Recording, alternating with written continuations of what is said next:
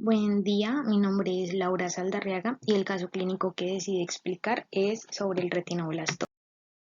A forma de definición, tenemos que el retinoblastoma es un cáncer ocular agresivo infrecuente de la infancia y de la niñez. Este fue el primer tumor que llamó la atención sobre la etiología genética del cáncer. El retinoblastoma se desarrolla en la retina, que es la capa del ojo sensible a la luz que permite que el ojo vea.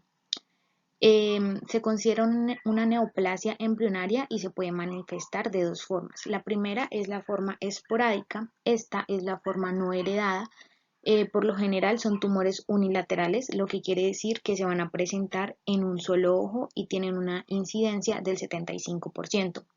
La otra forma de manifestación es la forma familiar. Esta es heredada y por lo general los tumores son unilaterales o bilaterales, por lo tanto se pueden presentar en uno o en ambos ojos y tiene una incidencia del 25%. De esto podemos concluir que la forma esporádica es la forma con una mayor frecuencia en estos casos. Tenemos que la base molecular del gen el retinoblastoma se inicia por la mutación del gen RB1, que es pues el gen más relacionado con esta patología. La pérdida de un alelo RB1 va a predisponer a una persona al cáncer, mientras que la pérdida de los dos alelos RB1 va a desarrollar los tumores de retinoblastomas. Existe una gran cantidad de estudios en los que se ha encontrado que los exones 3, 8, 18, 19 y 20 son las regiones de mutación preferencial para este gen. Ahora, en cuanto a las generalidades del gen RB1, tenemos que pues es el principal causante del desarrollo de retinoblastomas, como ya lo había mencionado.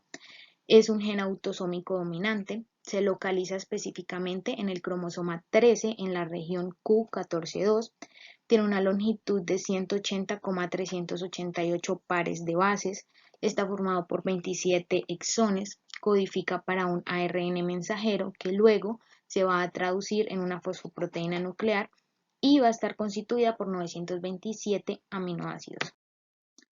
En esta patología es muy importante mencionar la hipótesis de Knudson. Knudson fue un genetista que se especializó en la genética del cáncer y quien estableció que la predisposición a desarrollar el tumor se transmite como un rasgo autosómico dominante, por lo tanto, propuso una famosa hipótesis en la que los términos moleculares se establecen de la siguiente manera. En primer lugar, tenemos que se requieren de dos mutaciones HITS para producir un retinoblastoma y que los dos alelos normales del locus se deben de inactivar para que se desarrolle el retinoblastoma en sí. En segundo lugar, se estableció que en los casos familiares, los niños heredan una copia defectuosa del gen RB en la línea germinal y la otra copia va a ser normal. Y por último, que en los casos esporádicos se van a perder los dos alelos RB por mutaciones somáticas de uno de los retinoblastos. En esta gráfica podemos observar la patogenia del retinoblastoma, que es lo que acabo de mencionar. En las formas esporádicas, como podemos observar acá, se van a perder los dos alelos por mutaciones somáticas, mientras que en la forma familiar se va a heredar una copia defectuosa del gen en la línea germinal, que pues es lo que podemos observar acá, y como consecuencia pues va a ocasionar el retinoblastoma en sí.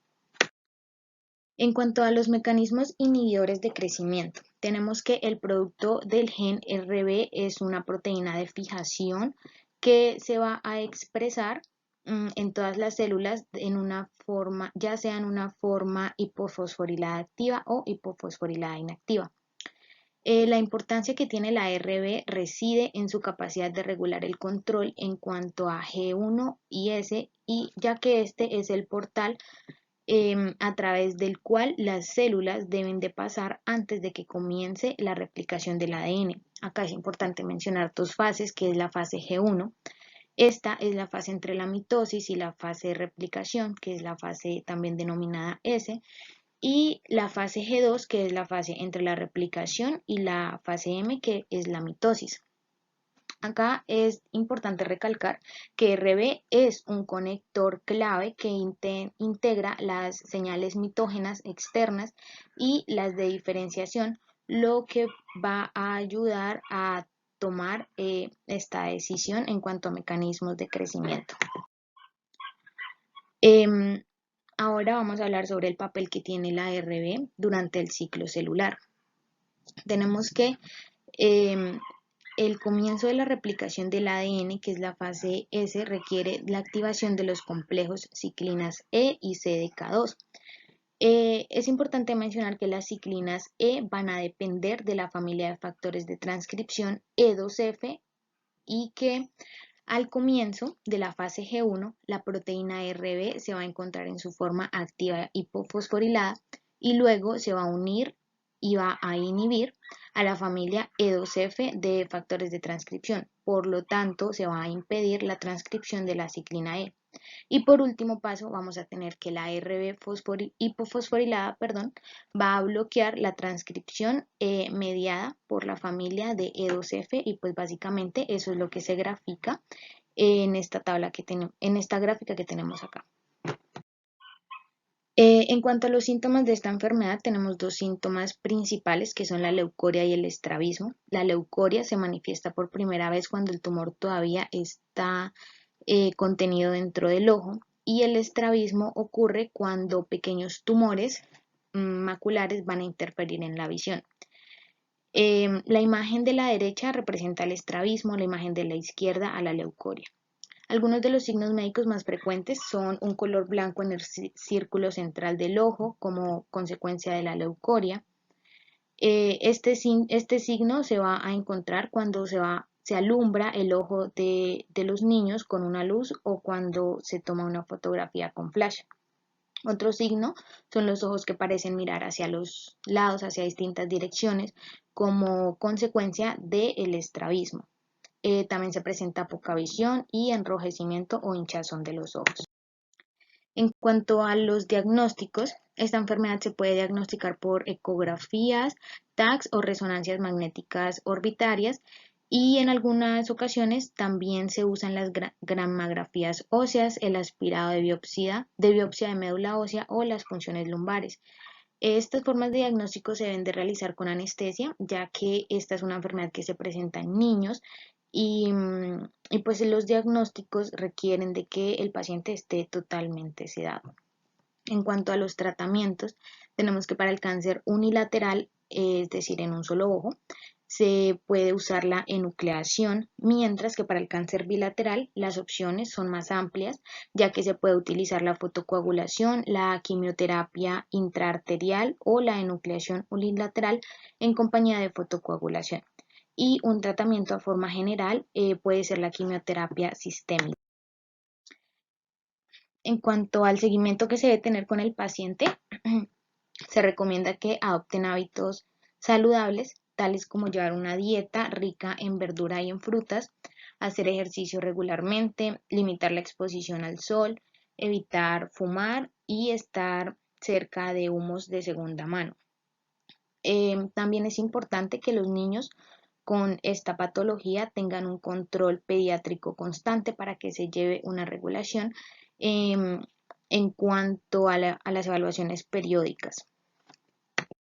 El clínico que decidí explicar frente a esta patología es una niña de 2 años que ha sido remitida por su pediatra para evaluación de estrabismo, derecho y leucoria.